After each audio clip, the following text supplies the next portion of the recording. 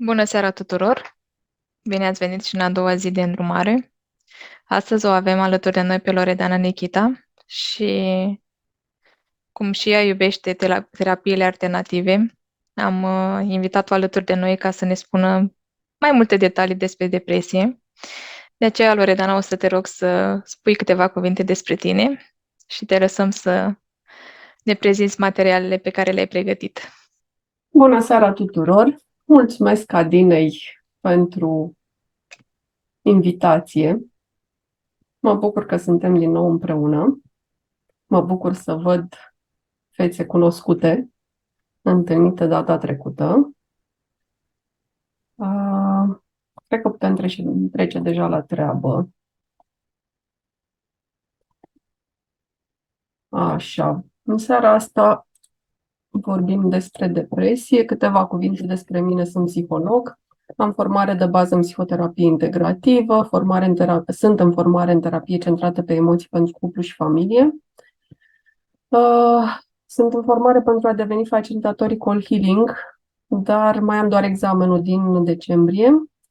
Am făcut cursurile de noua medicină germanică cu Crina Vereș de-a lungul ultimilor 6-7 ani. Practician EFT și Matrix Reimprinting. Sunt în supervizare între coach, consilier de dezvoltare personală, trainer. Am participat la cursuri, printre cele mai importante le-am notat că am și altele, doliu și traumă, Ho'oponopono, citirea aurei, feminitate.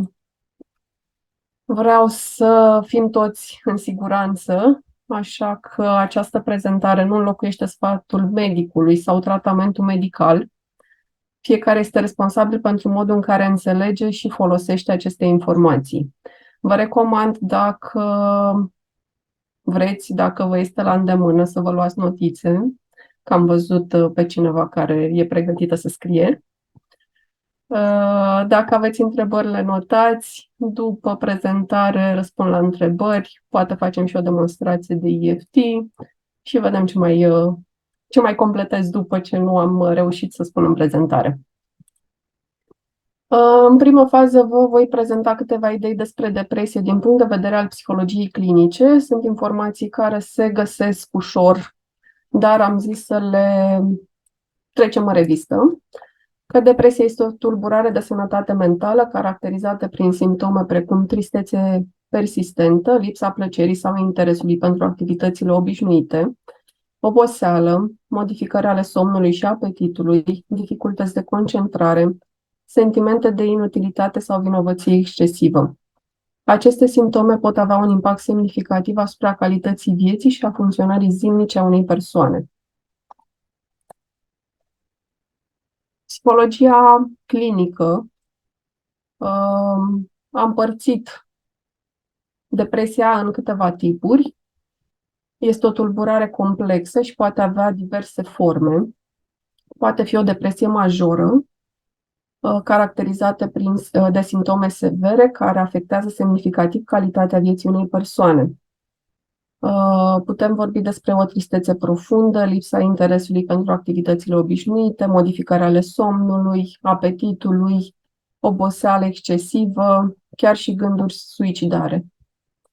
Distimia are simptome mai puțin severe decât cele ale depresiei majore, dar sunt persistente pe o perioadă mai lungă de timp. Acest tip de depresie este caracterizată prin tristețe cronică, pierderea energiei, dificultăți de concentrare.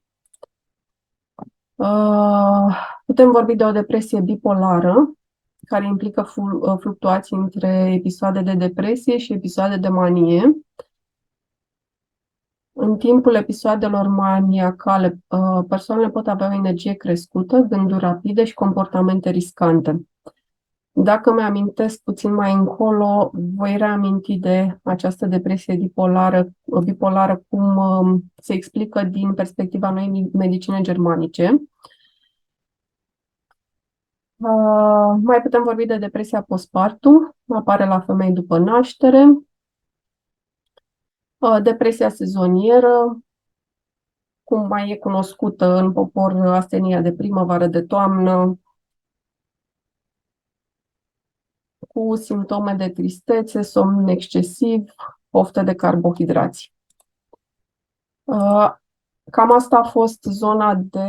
Nu, mai avem puțin. Depresia atipică, caracterizată prin simptome neobișnuite, cum ar fi creșterea apetitului, somn excesiv, senzație de greutate, sensibilitate la respingere socială.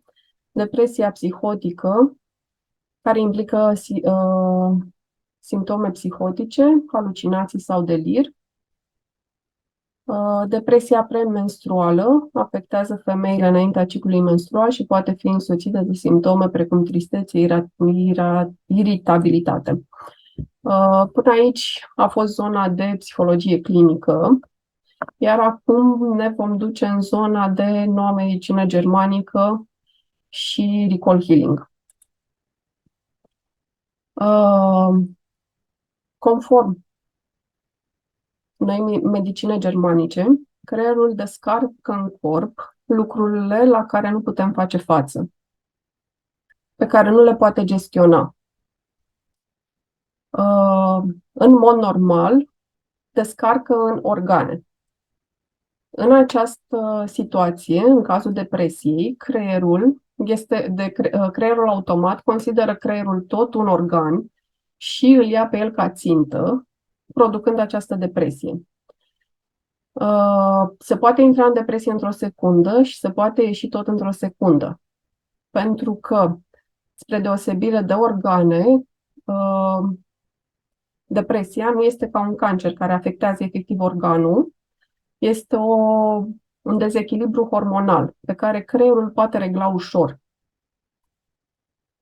Un citat care mie îmi place foarte mult și îl folosesc des în zona de terapii: până nu faci subconștientul conștient, îți va conduce viața și tu îl vei numi soartă.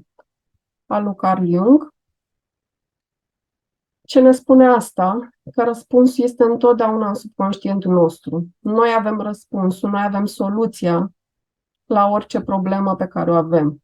Degeaba căutăm în stânga, în dreapta, la prieteni, la guru, în cărți. Soluția este tot în noi. Ne folosim de toate aceste resurse pentru a face loc să iasă la suprafață soluția din noi.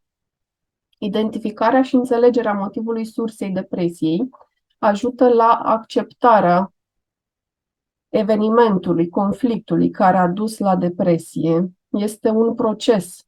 Nu se întâmplă, de obicei, nu se întâmplă peste noapte pentru că e nevoie să ne adaptăm. Dar partea bună este că, înțelegând motivul, în jur de 60% am ieșit din depresie. Asta spune teoria. Diferența,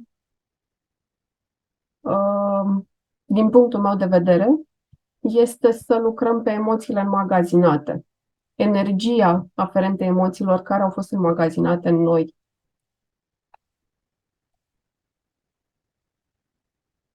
O resursă din recall healing foarte importantă și utilă este să explorăm programul de pornire.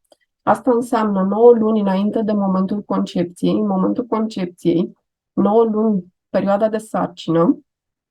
Cine s-a născut la 7-8 luni ține cont de aceste 7-8 luni. Și primul an de viață. Cel mai probabil, la cineva cu depresie, în această perioadă vom găsi la părinți gânduri din categoria: viața s-a încheiat, sunt fără speranță, nu văd un viitor. Exemple care ar putea duce la astfel de gânduri: cel mai grav, mi se pare mie, concepția să fie în cadrul unui abuz. Soția află că soțul o înșeală și se vede fără speranță, fără un viitor, ce se va întâmpla cu ea, ce se va întâmpla cu copilul. Poate mama e părăsită când tatăl află că ea e însărcinată. E de explorat această perioadă. Cu cât găsim sursa, cel mai vechi eveniment care duce la depresie în acest moment, care întreține depresia din acest moment, cu atât este mult mai ușor de eliberat ce se întâmplă acum. Depresia este activată în urma unui conflict teritorial în care nu putem reacționa decât cu supunere. Această supunere este denumită ca un pat hormonal. adică un sistem de nivelare a reacțiilor, un echilibru instabil, adică nu pot reacționa nici din modul feminin, nu pot fugi, nu pot reacționa nici din modul masculin, nu pot ataca. Un exemplu foarte bun îl putem vedea în natură, spre exemplu, doi lupi, când se întâlnesc, amândoi cu coada ridicată, se privesc în ochi, mârie unul la celălalt, foarte rar se atacă pentru că sunt inteligenți. Dacă s-ar răni, ar fi pradă ușoară pentru alți prădători. Și în secundele alea în care ei se mărie unul la celălalt, cineva știe că e mai slab. Unul dintre ei va lăsa coada și își va întinde gâtul către celălalt. Aceasta este supunerea. Este un moment în care nimeni nu câștigă, nimeni nu pierde, teoretic. E o luptă pe care cel care se supune știe că nu are cum să o câștige. Cine joacă șah știe că chiar există acest pat în șah când nimeni nu câștigă. Imposibilitatea de a reacționa în teritoriul meu din cauza unei autorități. Persoana este obligată, adică ce spuneam mai devreme, lupul celălalt este o autoritate, este mai puternic decât cel slab care se supune. Persoana e obligată să nu reacționeze cum ar fi dorit, pentru că lupta a fost pierdută în avans. Această autoritate, celălalt, care îi considera mai puternic, poate să ne provoace moartea. Și ca adaptare este această supunere, adaptare pentru a supraviețui, și apare depresia în acest moment, din această supunere. Avem trei tipuri de conflicte teritoriale care duc la depresie și vorbim de conflictele teritoriale care afectează arterele coronare. Mă lupt pentru teritoriul meu. E frica de a pierde teritoriul, nu vreau să dau drumul la teritoriu, nu vreau să arăt nimănui prin ce trec. Și ca o explicație, teritoriul meu poate fi soția mea, soțul meu, mașina, jobul, afacerea, o idee pe care o am și cineva mi-o fură. În acest tip de conflict, chiar dacă individul câștigă sau pierde, în faza de reparație poate apărea atacul de cord. Sau, în funcție de gravitatea conflictului, atacul de cord poate fi mai redus, adică poate să nu ducă la moarte, dar pot fi sechele serioase. Dacă e norocos și se află în zona de pat hormonal, adică îl consideră pe celălalt o autoritate sau mult mai bun decât el, este atenuat impactul pierderii și apare depresia. Este un mod de adaptare care salvează viața.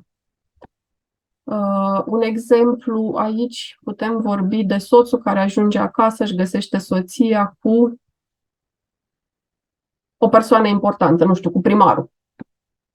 Dacă soțul consideră că primarul este mult superior, va pleca capul, intră în depresie.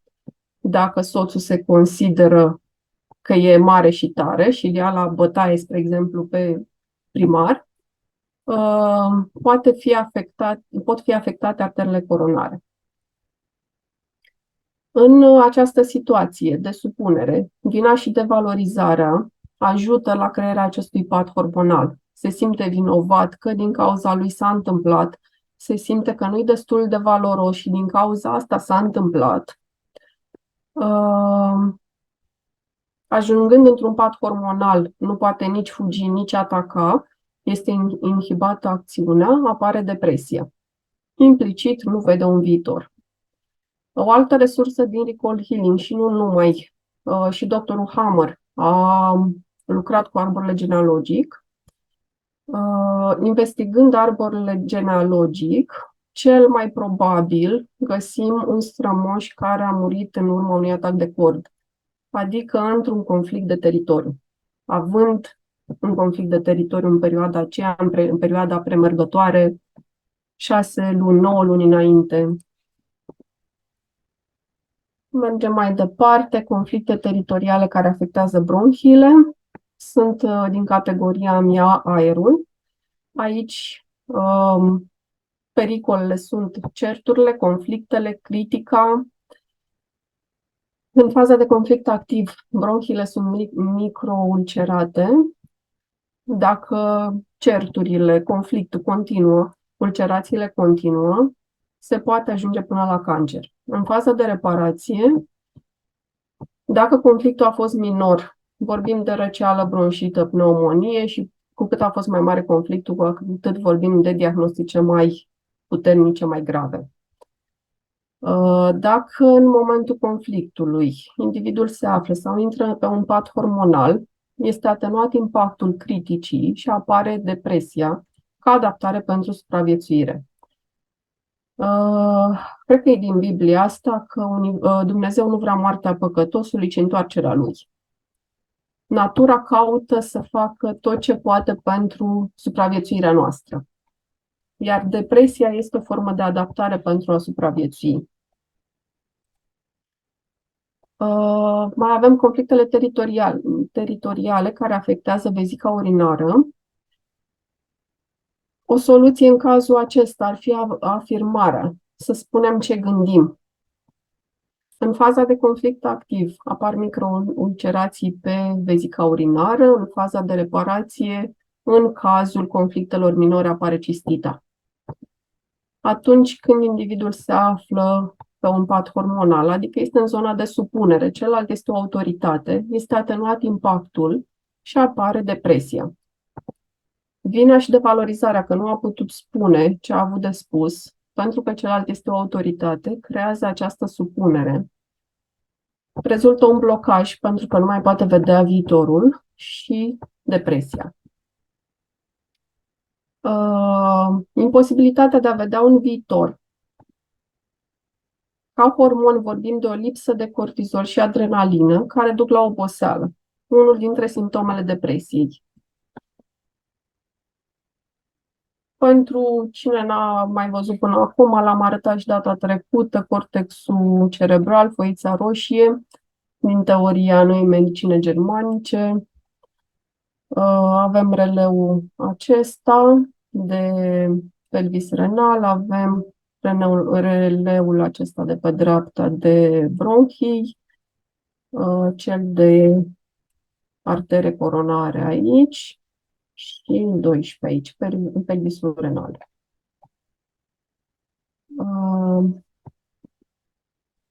Nu putem să nu menționăm că o pierdere are nevoie de o perioadă de jelire. Când vorbim de doliu, în teoria doliului, ne referim la orice pierdere de orice fel.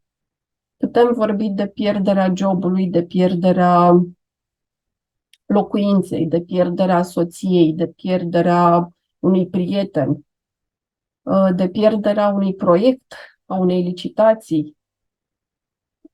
Dar putem vorbi și de lucruri neîncheiate.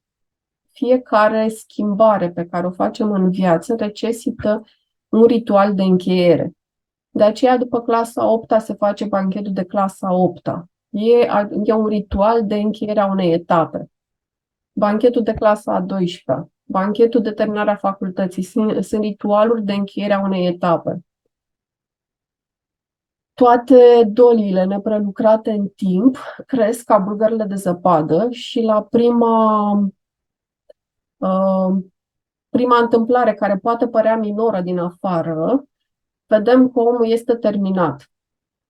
Am uitat să menționez de pierderea animalului de companie. Este la fel de gravă ca orice altă pierdere majoră și e nevoie de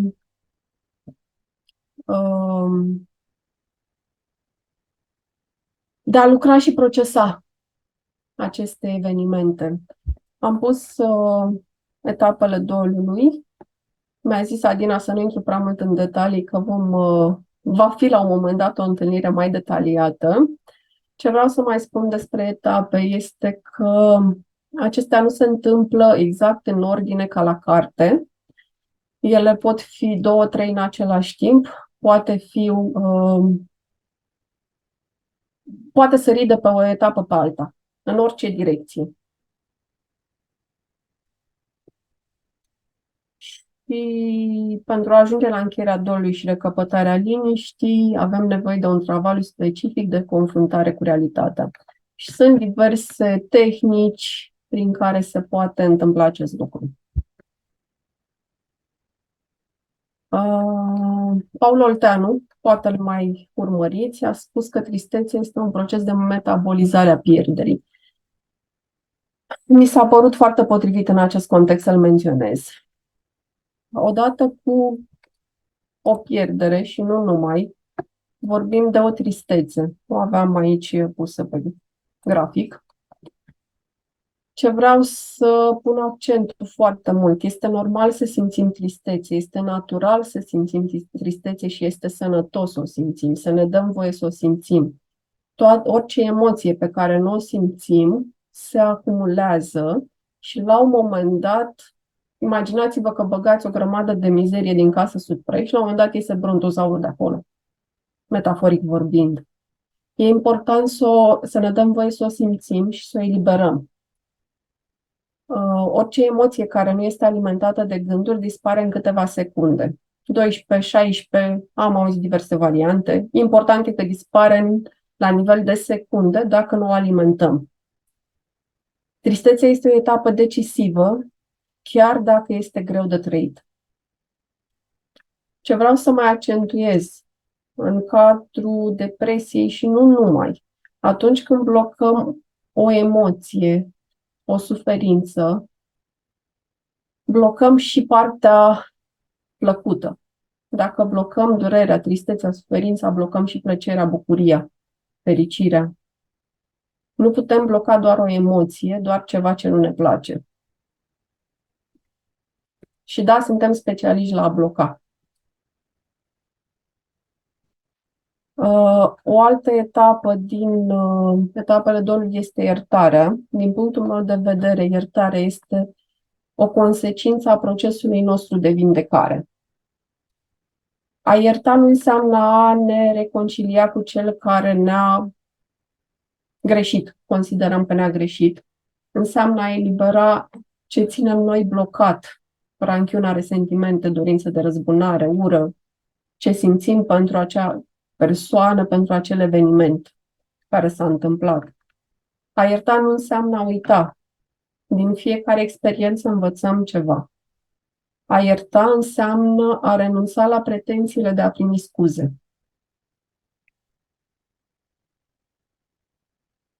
Pentru a ieși din depresie avem nevoie de multă iubire și în special iubire pentru noi. Știu, e ușor de spus, puțin mai greu de atins, ceva și mai greu pentru persoanele care se află în depresie. Dar avem o grămadă de resurse. O soluție ar fi să devenim conștienți, să căutăm adevărul din noi, să acceptăm responsabilitatea pentru ce am fost dispuși să credem și să acceptăm. Că suntem vinovați, că nu merităm, că nu suntem suficienți de buni, pregătiți, etc. Și să începem să punem totul sub semnul întrebării. Pentru a explora sursa depresiei, este de ajutor să ne întrebăm când a apărut, ce s-a întâmplat în perioada dinainte, care este evenimentul marcant din acea perioadă. Întotdeauna găsim ceva.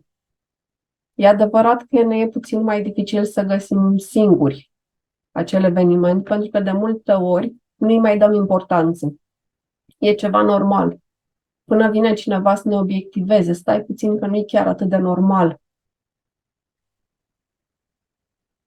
Cum am simțit în acel moment și cum cel mai probabil mai găsim în trecut evenimente din aceeași categorie, să ne punem întrebarea când m-am mai simțit așa în trecut.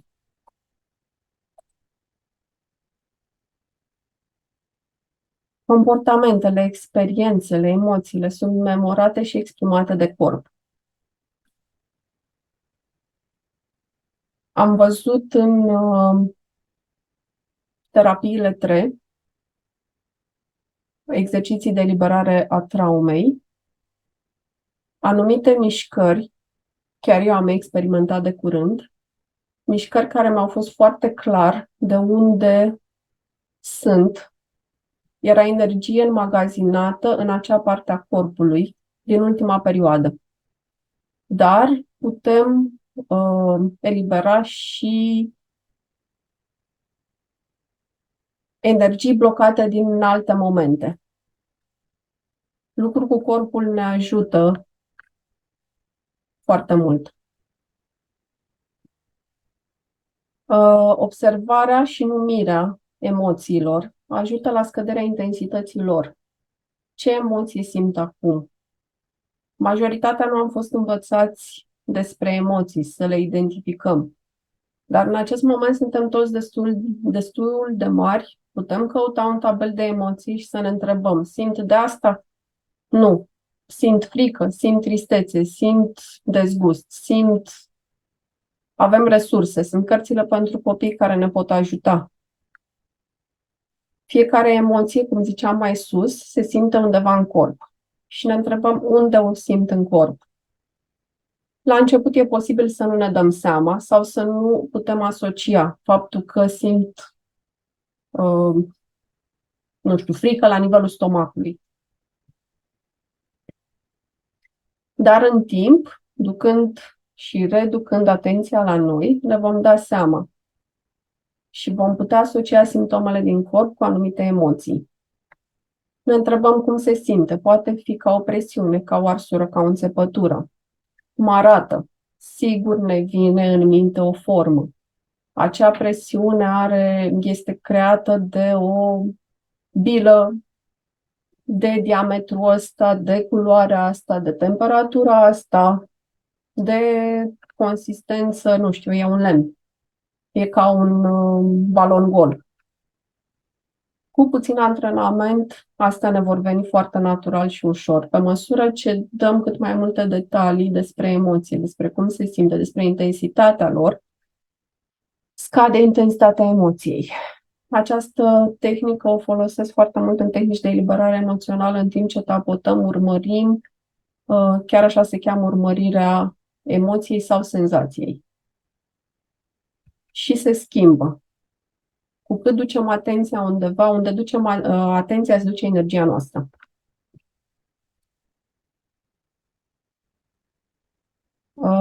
Apropo de gânduri, am spus și data trecută, reamintesc că avem 60-70 de mii de gânduri pe zi. Din păcate, 90%, peste 90% sunt aceleași ca în ziua precedentă.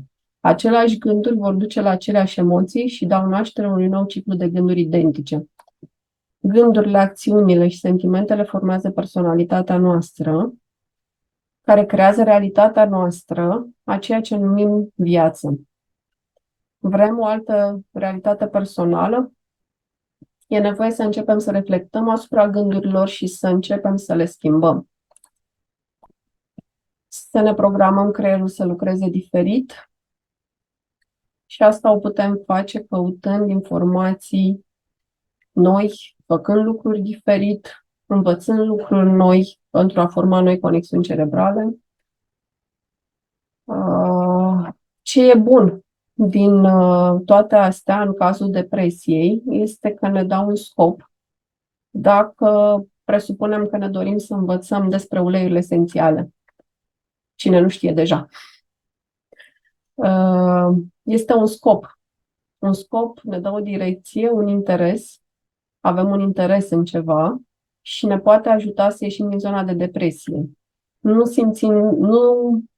Nu putem fi în depresie 24 de ore, 7 zile pe săptămână. Pentru că avem și diverse ocupații, diverse gânduri care nu sunt depresive. Mai și dormim, mai punem mâna, ne mai uităm la un film care clar ne scoate din gândurile noastre, din starea noastră. Dacă e o comedie și mai bine, avem ocazia să și râdem. Asta am uitat, râsul am uitat să-l trec la resursă. Ce putem face pentru a elibera depresia? În primul rând, decizia că vreau să merg mai departe. Fără a ne dori să facem ceva diferit, nu avem cum să facem ceva diferit. Definiția nebuniei zisă de Einstein e să faci același lucru și să te aștepți la rezultate diferite. Vreau să merg mai departe? E o întrebare pe care ne putem pune fiecare dintre noi. Un detaliu important, mai ales că am vorbit de vină și de valorizare, este fără vină, fără vinovați, fără vinovăție. Toate s-au întâmplat cu un scop.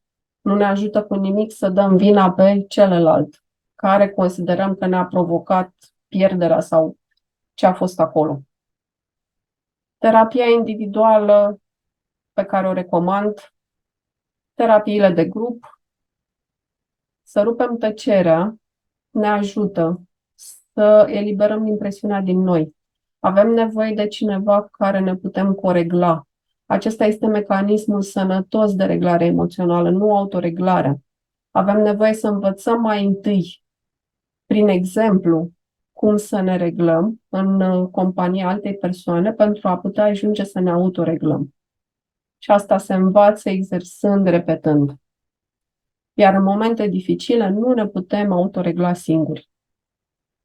În teoria doliului se spune că doliul natural se poate lucra singur, adică să-l lăsăm să treacă de la el, dar doliul complicat și atunci când avem dolii anterioare neprelucrate, nu avem nicio șansă să le prelucrăm singuri. Avem nevoie de cineva să ne obiectiveze, să ne susțină, să fie cu noi, vorba aia să ne țină de mână.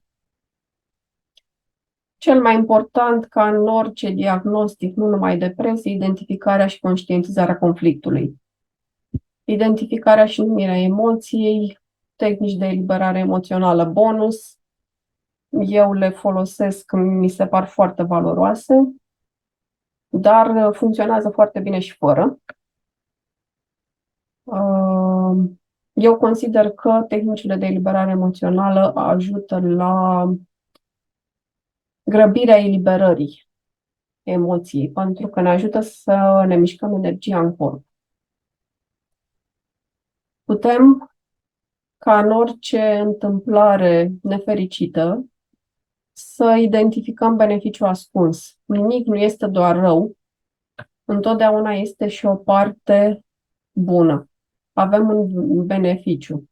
Spre exemplu, în cazul în care cineva a fost concediat. Poate ați văzut, sunt atâtea situații în care se aplică vorba cunoscută, fiecare șut în fund este un pas înainte. După ce a fost concediat de la un job, a ajuns să lucreze pe o poziție mult mai potrivită pentru el, pe un salariu mai bun. Avem beneficii. O idee interesantă pe care am auzit-o la cursurile de doliu,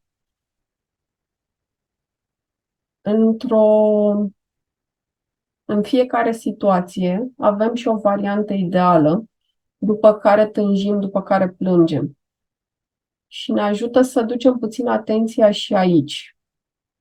Doctorul Hawkins mai vorbește cu alte cuvinte despre asta, că dacă împărțim în bucățele un eveniment și emoțiile aferente, într-un eveniment traumatic întâlnim vreo 20 de emoții. Pentru început nu vom vedea decât tristețea sau nu vom vedea decât furia. Pe măsură ce eliberăm această emoție, le putem vedea și pe următoarele. Doliu pentru varianta ideală, un exemplu, este că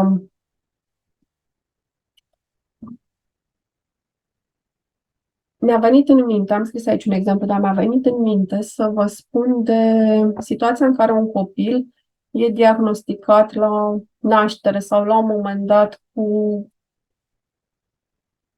nu știu, sindrom Down.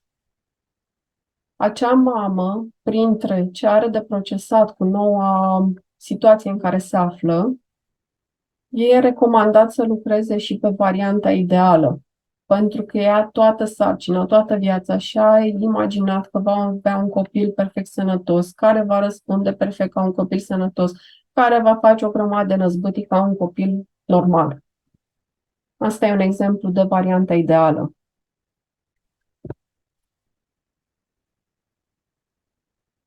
Cum ne putem susține în perioada depresiei? Implicarea în domenii sau activități care ne hrănesc, ne fac plăcere, activități sportive, călătorii, muzică, voluntariat, fiecare de ce e atras, important este să facă ceva. Anne Schutzenberger zice că pentru a lupta împotriva depresiei este indispensabil să ne oferim minim 4 plăceri pe zi. Eu accentuez să și notăm realizarea zilei. Am făcut acest exercițiu, am vrut să zic experiment, dar a fost un exercițiu care a avut niște rezultate uimitoare. La un moment dat, mi-am luat o prietenă, că întotdeauna e mai ușor cu cineva, și am zis că zilnic ne vom trimite care a fost realizarea zilei. Și ne-am ținut câteva luni, dar după a doua lună am observat că pur și simplu aveam mult mai mult curaj. Pentru că ducând atenția pe lucrurile mărunte, când vorbesc de realizarea zilei, vorbesc de lucruri mărunte. Pentru unii poate fi simplu fapt că a reușit să se ridice din pat, că a reușit să se ducă la baie, că am privit apusul, că am reușit să citesc 5 minute, că de 2 luni tot zic că citesc și n-am citit. Lucruri mărunte, nu vorbim de cine știe ce mari realizări.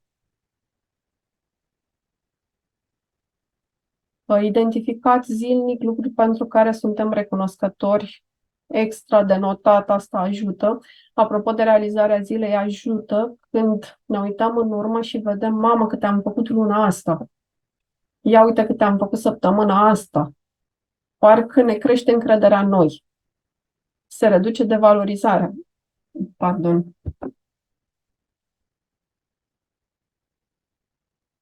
Ne sunt de ajutor și exercițiile de respirație conștientă.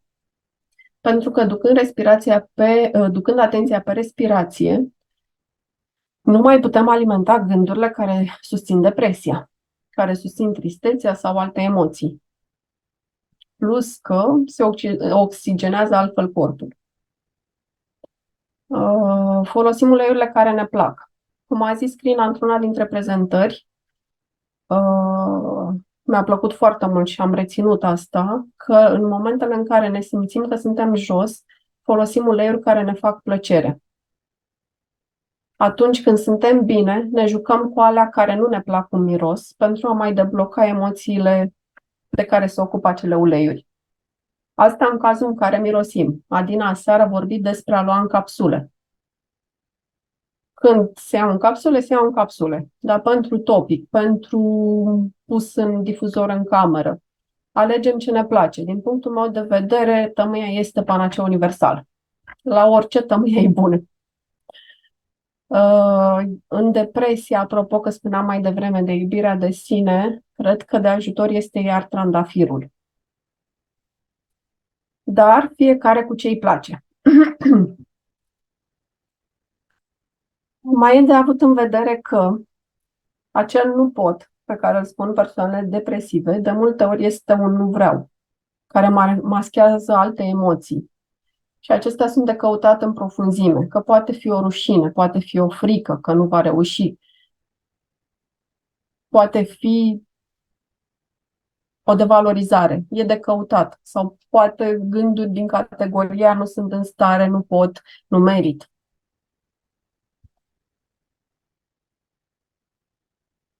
Cum ne mai putem susține în perioada depresiei?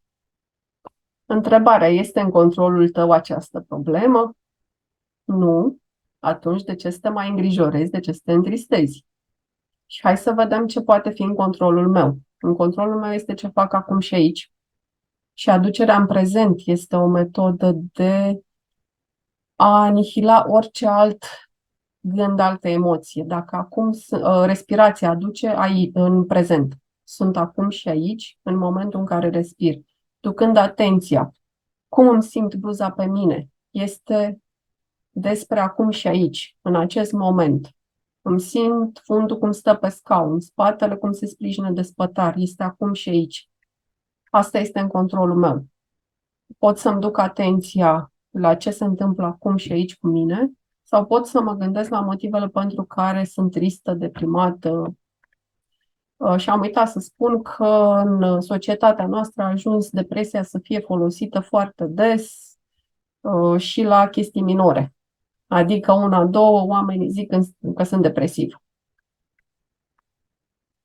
Ce mai în controlul meu? Strategiile de reglare emoțională, planificarea agendei zilnice, agendei săptămânale, făcut planuri pe termen lung.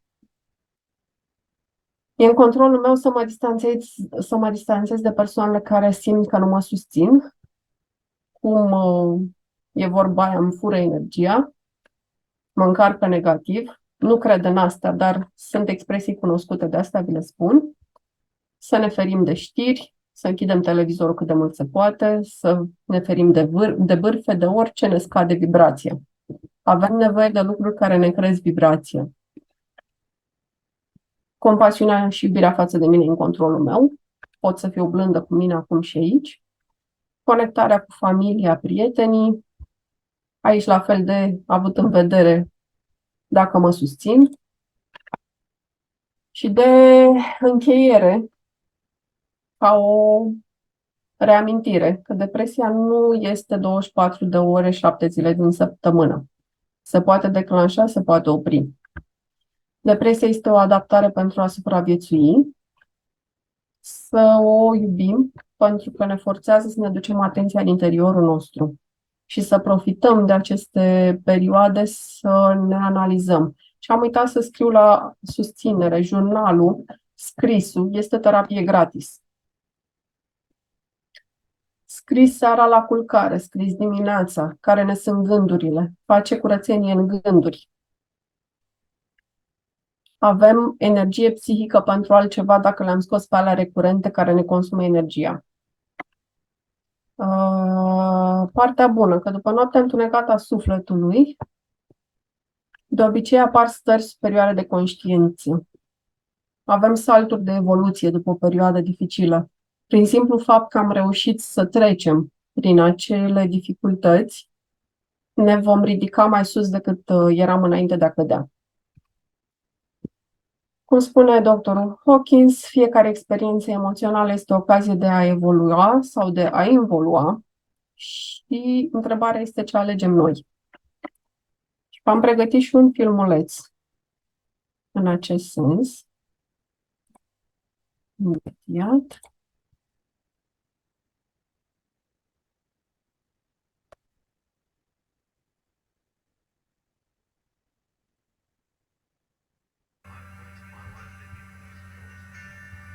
Adina, dă-mi un semn că e ok sunetul și imagine. Mersi. E ok. Being patient is beautiful. I tell you, it's a hard state. But I realize I may not have hands to hold my wife's hand. But when the time comes, I'll be able to hold her heart. I don't need hands to hold her heart. You know, it is scary to know how many girls.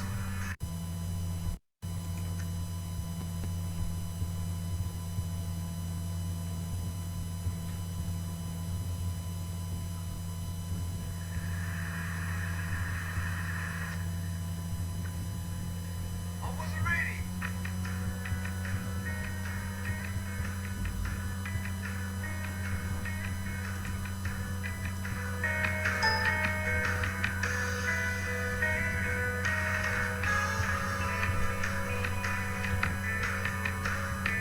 I have no arms and no legs, but I'm very thankful that I have a little chicken drumstick here. People freak out when they see me for the first time. It's so cool. I was at a water slide all by myself. Everyone obviously at the bottom of the slide is looking up and waiting for other people to come down. And here I come, and they're freaking out. They're like, yeah, like this. And I was so tempted to look at myself and go, what happened? You know?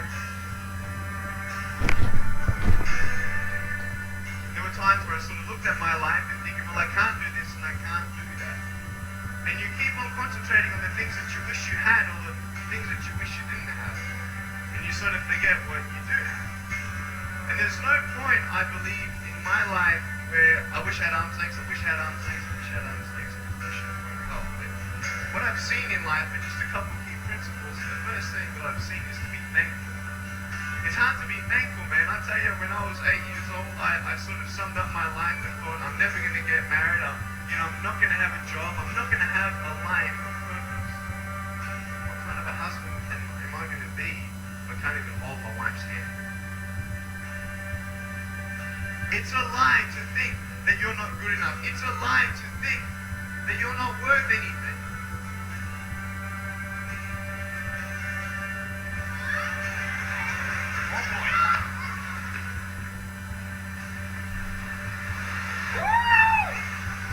I can't feel my hands. I love life. So many people come and say, how come you smile so much? And I'm like, well, it's a long story. But it's very simple at the same time. You see, it's very hard to smile sometimes in life. There are things that happen that you don't know and you don't understand and you don't know if you're going to get through it. You go through your storms in life and you don't know how long the storm's going to be. And today I want to share with you some principles that I've learned in my life that you can use in yours.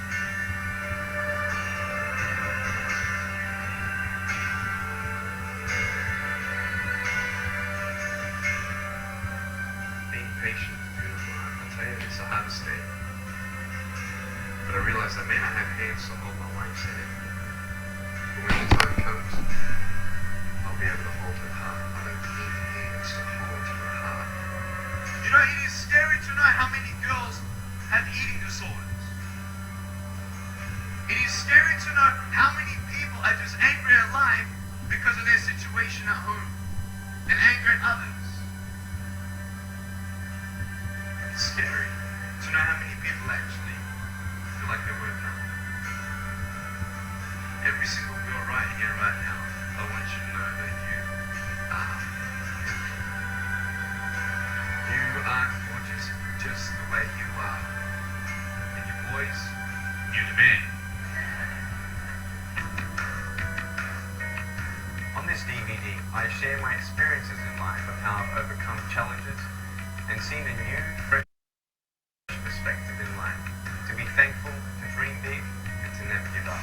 I speak to children, youth, and adults about key issues and principles that I've applied in my life that has given me the strength to conquer all that comes before me.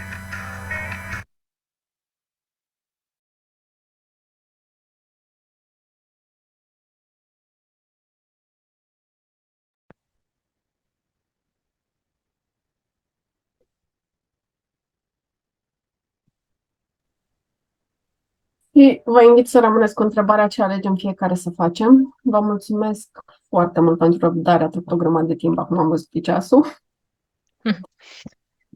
Mulțumim și noi, Loredana. Dragilor, vă aștept și mâine seară pentru ziua 3, în care o să avem testimoniale, da, o să fie invitate câteva fete din echipa noastră, dar nu numai. Și ele își vor povesti experiența și cum s-au ajutat ele de uleiurile esențiale să depășească această provocare. O seară frumoasă vă doresc. Eu acum o să închid live-ul pe Facebook și o să rămânem în Zoom în cazul în care sunt întrebări.